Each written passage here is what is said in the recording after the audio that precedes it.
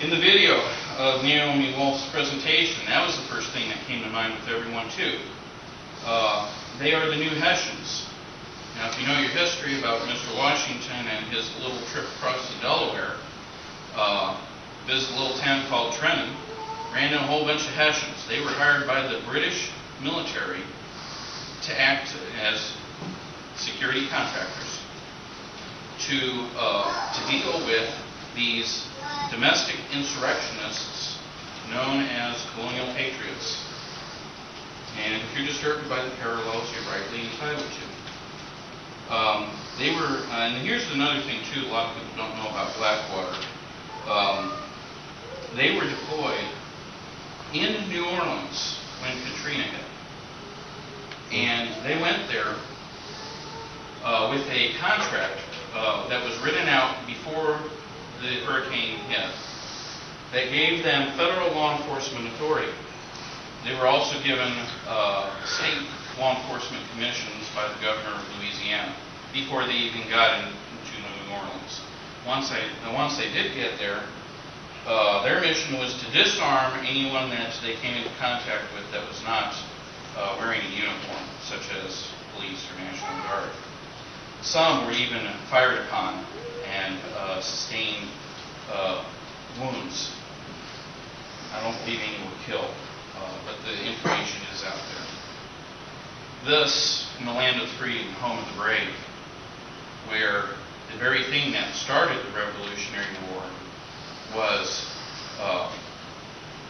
the attempted confiscation of firearms and the ammunition.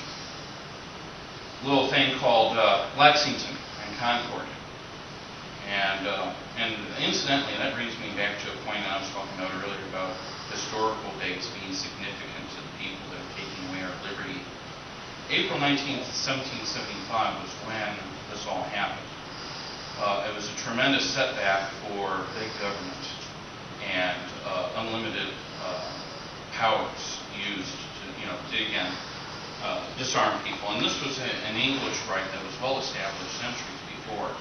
The colonists considered themselves Englishmen, and here they were attempting to assert their own rights.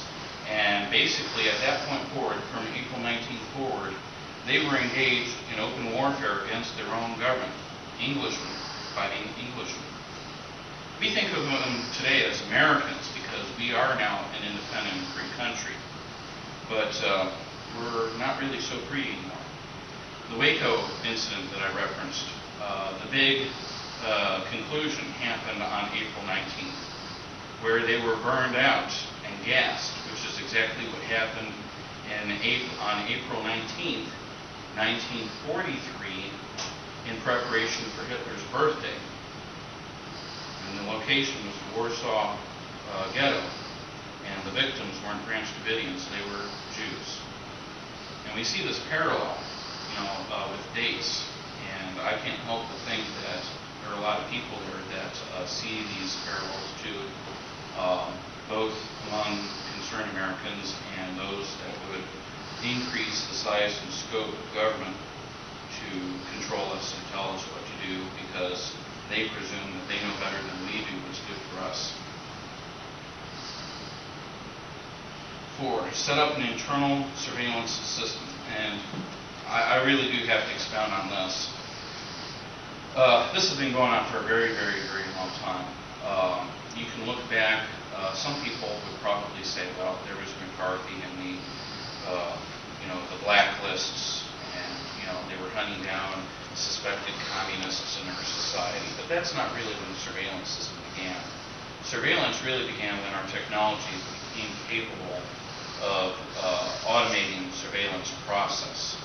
Back in the days of G. Gordon Liddy, they had a little thing called the Security Index, where basically FBI agents had a list of people that were considered highly suspect by our government, communists, other subversives, domestic terrorist groups like Weather Underground, where they were planning bombs and stuff. And that kind of came back into the news recently with this allegation that Barack Obama's buddy, Bruce, was it Ayers?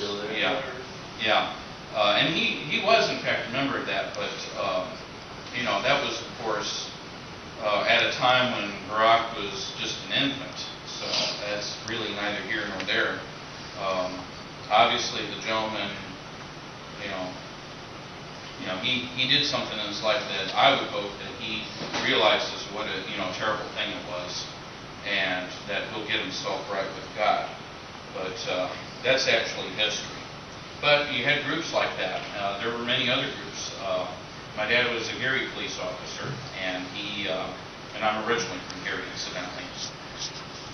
He was on the police department back when it was very common for street gangs to use pipe bombs. The outlaw motorcycle gangs, they did the same thing. They used pipe bombs. When they had their gang warfare, they weren't just stabbing each other and shooting each other. They were also attempting to blow each other up whenever they had a meeting. And he was the one-man bomb squad. He'd go in there and defuse that pipe bomb because he just got back from Vietnam, and he was a Green Beret, and he knew how to teach people how to blow things up, and he knew how to defuse them. And there's some stories there, but it's the bottom line is that these groups were legitimate concerns, and the FBI had to physically go out and check up on these people. But now we don't have to do that. We have the internet, we have computers. There's no having to do what was done back in Hitler's day with IBM punch cards. And there's some interesting parallels between the emergence of computer technologies, punch cards, Nazi Germany, and for those of you who really know their history, Prescott Bush and his rather unabashed support for that regime. I'll tell you what, I'm a registered Republican, and these people give Republicans a bad, bad name. I don't know too many people who, if it were even constitutionally permissible for a president, to hold additional terms, I seriously doubt he would get even 1/2 of 1% of the vote at this point in time. And on that subject, I'll say this, a lame duck president is the most dangerous animal in the world.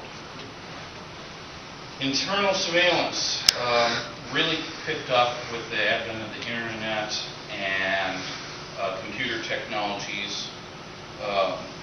You had older programs like Echelon that would listen to people's phone calls, but that evolved into these computer technologies like Carnivore, developed by the FBI to spy on American citizens. Now, this did in fact involve a warrant.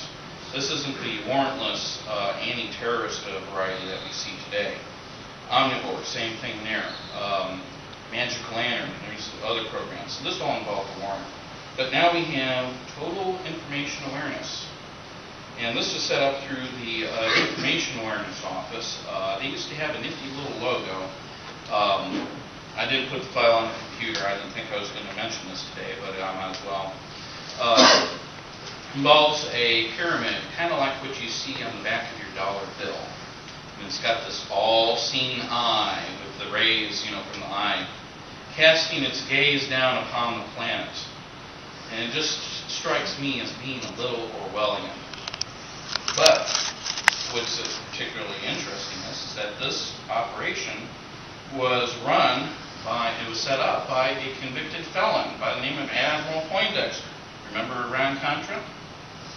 And of course, lest we think that 9/11 was a complete surprise to our federal government, it was during the Iran-Contra hearings that Oliver North talked about a really bad fellow that he was really afraid of, and he needed a $70,000 security system to protect his family from a fellow by the name of Osama bin Laden.